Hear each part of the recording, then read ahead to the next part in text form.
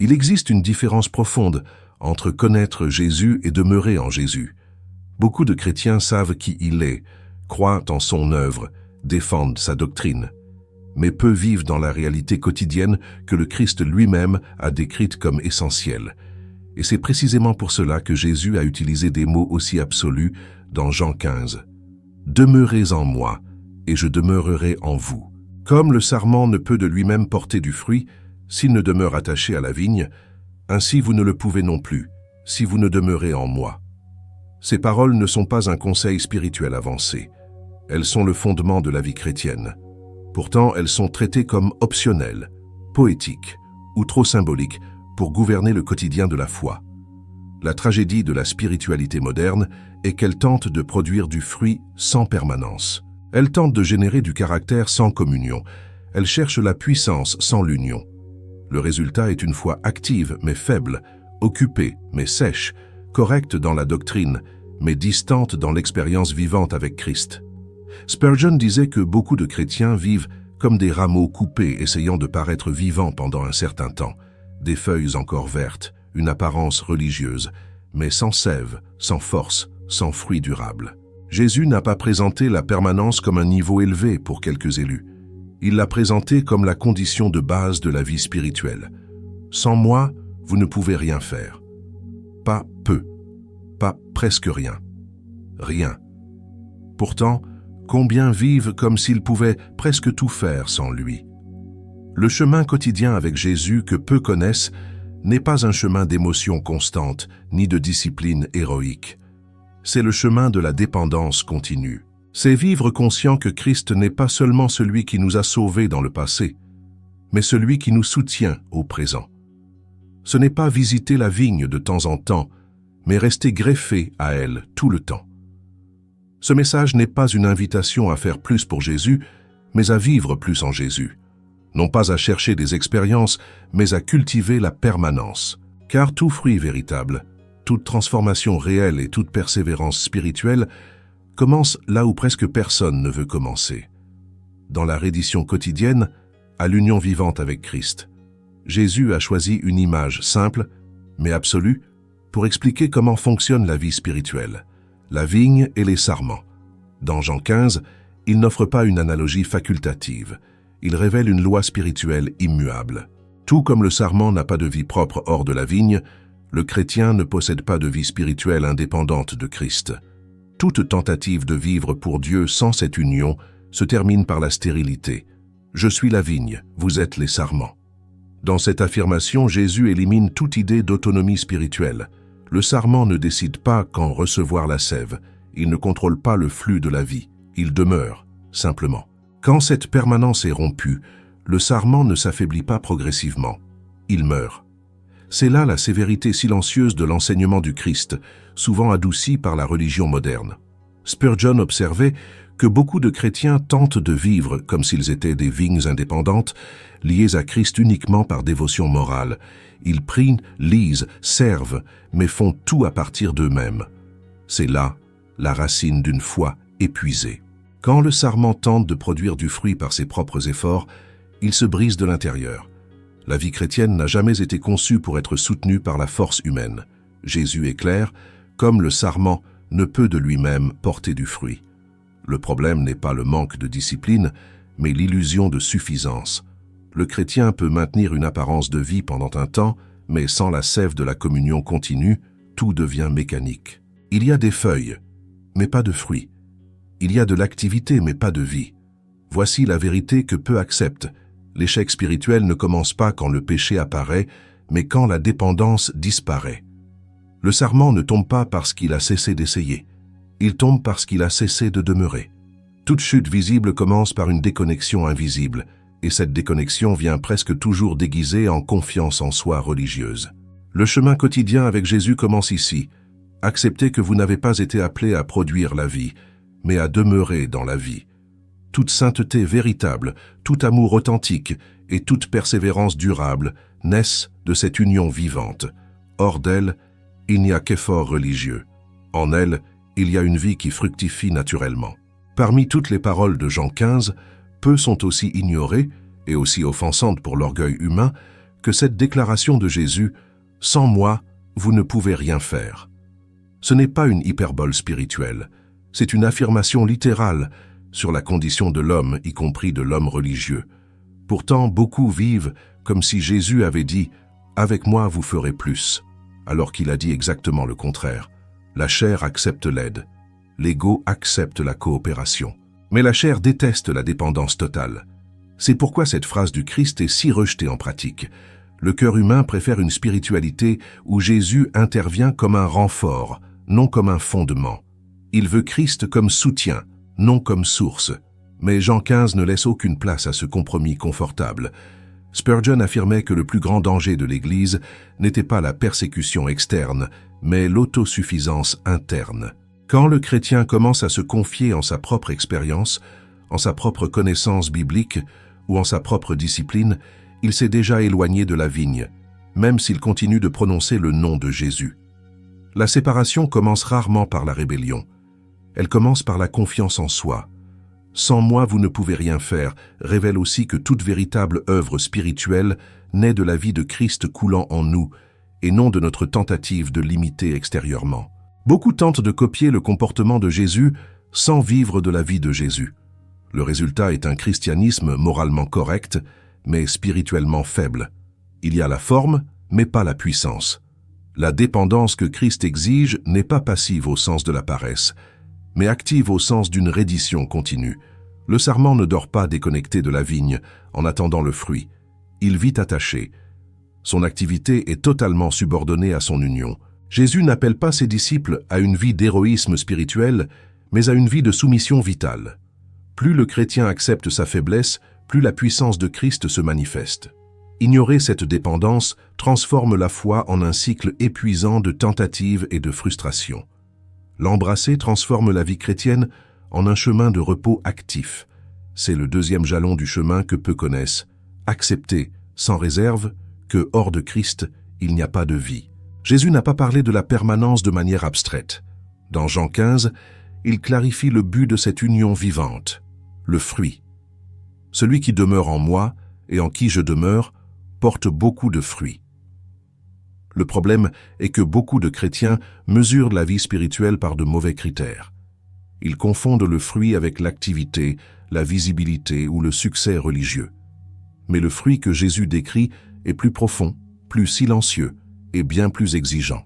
Le fruit véritable n'est pas fabriqué. Il est le résultat inévitable de l'union. Le sarment ne décide pas quand produire. Il demeure et la vie de la vigne fait le reste. Cela démontre la spiritualité basée sur la performance. Où il y a la vie, il y a le fruit. Où il n'y a pas de fruit, il ne sert à rien d'insister sur des techniques. Le problème n'est pas la méthode, mais la connexion. Spurgeon avertissait qu'il y a des chrétiens qui passent toute leur vie occupés, mais jamais profondément transformés. Jésus parle de « fruits qui demeurent ». C'est crucial. Il y a des fruits rapides, émotionnels, mais qui ne survivent pas au temps ou à l'épreuve. Le fruit qui demeure est celui formé lentement par la vie de Christ, coulant à l'intérieur de l'homme. Il apparaît dans l'amour quand personne ne voit, dans la fidélité quand personne n'applaudit. Ici se trouve un point que beaucoup évitent.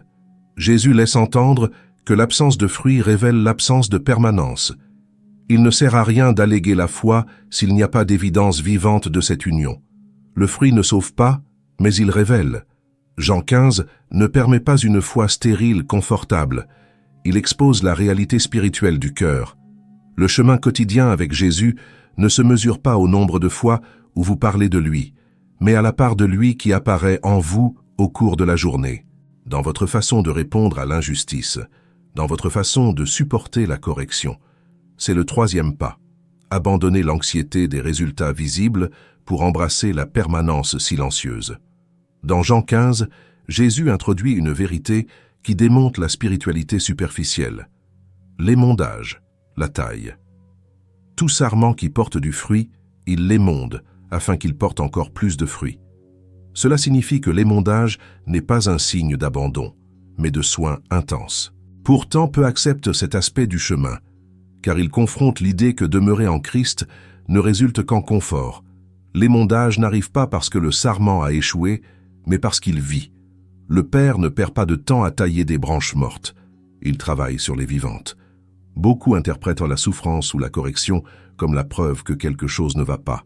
Mais Jean 15 révèle l'inverse. Là où il y a la vie, il y a l'intervention. Là où il y a du fruit, il y a perfectionnement. Spurgeon disait que Dieu ne permet jamais à ses enfants de donner tout le fruit dont ils sont capables sans passer d'abord par la discipline de l'amour. Les mondages retirent ce qui consomme la sève sans produire de fruits. Parfois, ce sont des habitudes licites, des attentes qui ne sont jamais venues de Dieu. La coupe fait mal car elle touche des zones que nous avons appris à appeler nécessaires. Les mondages ne retirent pas le sarment de la vigne.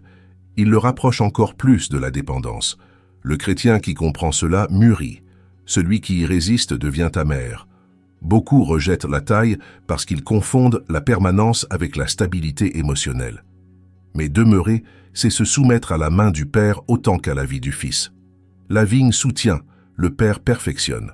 Jésus ne promet pas une vie sans émondage, mais une vie fructueuse malgré lui.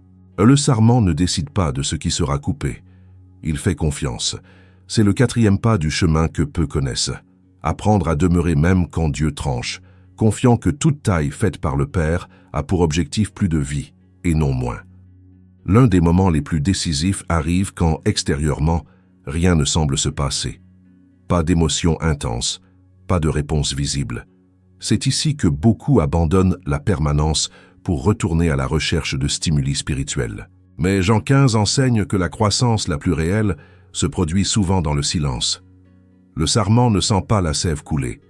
Il ne perçoit pas le travail invisible. De la même façon, le chrétien ne mesure pas son union par des sensations constantes. La permanence véritable est testée quand la foi doit marcher sans récompense émotionnelle. Jésus n'a jamais promis que demeurer serait toujours perceptible. Il a promis que ce serait vivant. Spurgeon avertissait que certains chrétiens ne se sentent en sécurité que lorsqu'ils sont émotionnellement nourris. Quand le cœur n'est pas touché, il conclut que quelque chose ne va pas. Mais c'est souvent précisément durant ces périodes que Dieu approfondit des racines invisibles. Demeurer quand rien ne semble arriver est un acte profond de foi. Cela forme un cœur ferme. Ici se révèle la différence entre le chrétien superficiel et le chrétien enraciné. La constance. Le premier vit de hauts et de bas. Le deuxième vit d'union. Le Père travaille à des rythmes qui ne s'ajustent pas à l'anxiété humaine. Le fruit véritable prend du temps car il est formé et non fabriqué. Ce stade sépare ceux qui marchent avec Jésus par convenance de ceux qui marchent avec lui par conviction. Jean 15 nous appelle à nous confier davantage dans la fidélité de la vigne que dans la perception du sarment. C'est le 5e pas. Rester connecté quand rien ne semble bouger, confiant que la vie de la vigne n'échoue jamais. Jésus ajoute un élément décisif. « Si vous demeurez en moi et que mes paroles demeurent en vous ». La permanence n'est pas une mystique vague. Elle est profondément gouvernée par la parole. Là où Christ demeure, sa parole gouverne. Sans cela, l'union devient instable, sujette aux variations du cœur humain. Beaucoup veulent la présence sans le gouvernement, la communion sans la vérité qui confronte. Spurgeon observait que la parole de Christ n'a pas été donnée pour informer l'esprit, mais pour habiter le cœur. Il y a une différence entre connaître des versets et vivre sous leur domination. Quand la parole demeure, elle façonne les désirs, discipline les pensées et redéfinit les priorités. Elle devient l'environnement intérieur de l'âme. Lorsque Jésus parle de la parole qui demeure, il ne se réfère pas à une lecture pressée. Il parle d'une intériorisation profonde et constante. La parole demeure quand elle est rappelée sans effort, quand elle oriente les décisions sans avoir besoin d'être consultée consciemment. Cela exige du temps, du silence et de la soumission. Quand la parole demeure, le chrétien commence à penser les pensées de Christ. Jésus connecte cette permanence à une promesse audacieuse. « Demandez ce que vous voudrez, et cela vous sera accordé. » Ce n'est pas un chèque en blanc pour les désirs charnels, c'est une conséquence de l'union. Quand la parole gouverne l'intérieur, les désirs sont alignés sur son cœur. Et quand la demande reflète le cœur de Christ, le Père se plaît à répondre. Le chemin quotidien s'approfondit quand la parole filtre les pensées et soutient l'âme dans l'épreuve. C'est le 6e pas. Permettre à la parole de Christ de gouverner l'intérieur jusqu'à ce que la vie extérieure devienne un reflet naturel de l'union avec lui. Jésus conclut son enseignement par cette affirmation. « Si vous portez beaucoup de fruits, c'est ainsi que mon Père sera glorifié et que vous serez mes disciples. » Jean 15, 8. La permanence ne s'arrête pas au bénéfice du sarment. Elle culmine dans la gloire du Père. C'est l'une des raisons pour lesquelles peu connaissent ce chemin. Il n'est pas fait pour exalter l'homme, mais pour révéler Dieu. Demeurer jusqu'à la fin exige un changement profond de motivation. Beaucoup commencent bien, attirés par les bénéfices de la foi. Mais avec le temps, ils découvrent que demeurer signifie renoncer au contrôle et aux applaudissements. Le chemin quotidien avec Jésus est discret. Il croît vers le bas, les racines, avant de croître vers l'extérieur.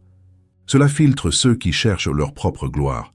Spurgeon disait que Dieu confie rarement une grande influence publique à ceux qui n'ont pas appris à vivre dans la présence secrète.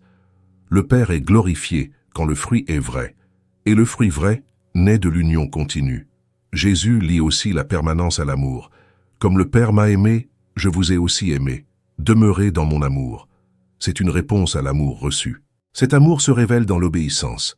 Si vous gardez mes commandements, vous demeurerez dans mon amour. L'obéissance n'est pas une monnaie d'échange, c'est l'évidence de la permanence. Le sarment n'obéit pas pour être greffé, il obéit parce qu'il est greffé. L'obéissance coule de l'union, non de la peur. Peu demeurent jusqu'à la fin car cela exige d'aimer Christ plus que ses propres voies. Jésus dit que sa joie serait en nous pour que notre joie soit parfaite. Pas la joie superficielle du monde, mais la joie profonde de vivre aligné sur le dessein éternel. Ce chemin est caché car il se passe à l'intérieur avant de paraître à l'extérieur. Jean 15 nous laisse sans excuse. S'il n'y a pas de fruit, quelque chose ne va pas dans la permanence. S'il n'y a pas de permanence, aucune activité ne remplace l'union. Mais là où Christ est la vie, le fruit apparaît et le Père est glorifié. C'est le début de la vie qui compte réellement. Vivre non plus à partir de soi, mais à partir de Christ. Si ce message vous confronte, ne l'ignorez pas. C'est le signe que l'Esprit vous appelle à quelque chose de plus profond qu'une foi superficielle. Abonnez-vous dès maintenant à la chaîne L'École du Prince, car ici nous ne parlons pas de religion confortable, mais de vie réelle avec Dieu. Commentez ci-dessous « Je veux demeurer en Christ ». C'est un acte public de décision spirituelle. Et ensuite, regardez les autres vidéos de la chaîne sur la vie secrète et la sainteté quotidienne. Ce chemin n'est pas populaire, mais c'est le seul qui produit du fruit qui demeure.